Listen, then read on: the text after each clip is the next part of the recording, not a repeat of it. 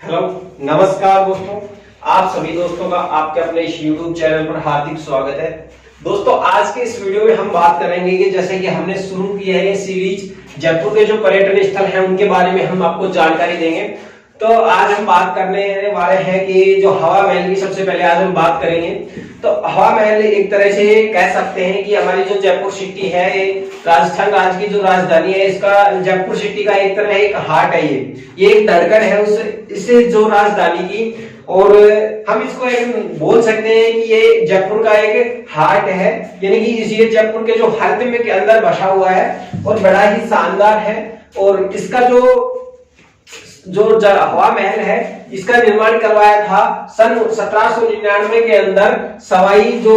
राजा थे प्रताप सिंह, उन्होंने इसका निर्माण करवाया था। और इसका निर्माण जो प्रमुख है, जो चूना और बलुई जो पत्थर होता है, लाल रंग का लाल और बलुई पत्थर, उससे इसको निर्माण किया गया है। बड़ा ही शानदार है। इसके अंदर जो नीचे से लेकर के इसकी अगर एक आकृति की बात करें तो इसको जो वास्तुकार ने एक ताज होता है, जो राजा का ताज होता है, उस ताज की तरह ही इसको एक तरह से बनाया गया है, उसको इसका निर्माण किया गया है। इसके नीचे से चौड़ाई तो बहुत ज्यादा है, लेकिन जो इसकी ऊपर का जो भाग है, ऊपरी सिरे की हम चौड़ाई की बात करें तो मात्र 1.5 फीट ही है। ठीक है, ऊपर से ऊपर की बजाय जो नीचे है वो धरातल पे ज्यादा चौड़ा है, और ऊपर जो मुकुट की तरह है बिल्कुल छोटा सा सिरा है, जिसकी जो चौड़ाई है मात्र वो 1.5 फीट ही है।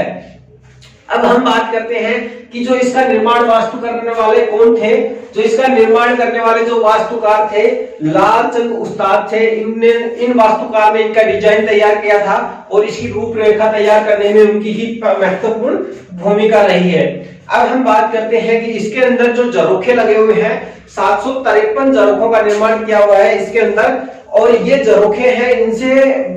इस झरोखे बनाए इस हिसाब से गए हैं कि जो महल के अंदर बाहर कितनी भी सर्दी पड़े, गर्मी पड़े, लेकिन जब उस झरोखों के द्वारा जो ठंडी हवा है महल के अंदर जो प्रवेश करती है, तो महल की जो अंदर की जो गर्मी है वो कम हो जाती है। यानी कि महल के अंदर कभी भी किसी भी कैसा भी मौसम हो, उस मौसम के अंदर महल पे जैसे कि गर्मी कितनी भी भयंकर हो, टेम्परेचर कितना भी ज्यादा हो, वहां पर आपको गर्मी का एहसास नहीं होता है हमेशा। क्योंकि झरोखों के द्वारा जो ठंडी हवाएं हैं आपस में धीरे धीरे टकरा करके उस महल के अंदर प्रवेश करती हैं, और वहां की जो गर्मी है उसको कम करने का कार्य करती हैं। वैसे ये झरोखों का निर्माण कुछ जो मतलब जो राज्य के लोग थे वो उनके अनुसार अगर हम बात करें तो ये महल का, ये जो हवा महल है, इसका निर्माण इसलिए भी करवाया गया क्योंकि जो पर्दा प्रथा थी महिलाओं को बाहर निकलने की इजाजत नहीं थी। महिलाओं को बाहर मतलब घर से बाहर, या जो राजा की महल के अंदर जो महिलाएं रहती थी उनको घर से बाहर निकलने नहीं दिया जाता था। उनको मतलब पर्दा प्रथा के तहत वो सिर्फ अंदर ही रह सकती थी। इसलिए इस जो हवा महल का निर्माण इसलिए करवाया कि जो झरोखे हैं, उन झरोखों के द्वारा जो महल के अंदर जो महिलाएं रहती थी, वो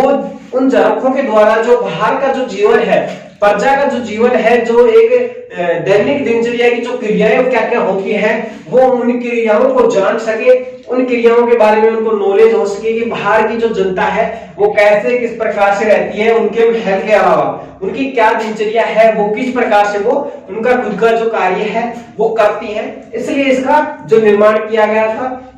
और सबसे ज्यादा जो सुंदरता इसकी देखते हैं, जब सूर्य उदय होता है तो उस सूर्य की जो किरणें हैं, इन झरोखों में जगह जगह जो रंग बिरंगे कांच लगाए गए हैं, तो ये कांच से जो सूर्य के प्रकाश की जो रोशनी उस अंदर हवा महल के अंदर प्रवेश करती है, तो ये जो कांच के अंदर से जो रंग बिरंगे सूर्य की किरणें अंदर जाके पूरे कमरे में एक तरह से इंद्रधनुष जैसा कलर बना देती हैं। एक तरह से पूरा जो अंदर का कमरा है वो ऐसा लगता है कि जैसे कि जिस तरह आसमान में इंद्रधनुष का कोई डिजाइन बनता है, उसी प्रकार से पूरा कमरा इंद्रधनुष के कलर के रंगों में रंग जाता है। तो इससे जो महल की जो सुंदरता है वो भी और ज्यादा बढ़ जाती है। अब इसकी बात करें तो लगभग 2004 में इसका दोबारा से देख रेख वापस स्टार्ट शुरू की गई है, और इसकी जो मरम्मत का जो कार्य था वो किया गया है। लगभग खर्च भी बहुत ज्यादा जो हमारे राजस्थान गवर्नमेंट को इसका उठाना पड़ा, लेकिन ये पुरातात्विक यानी कि राजा महाराजाओं की पुरानी जो विरासत है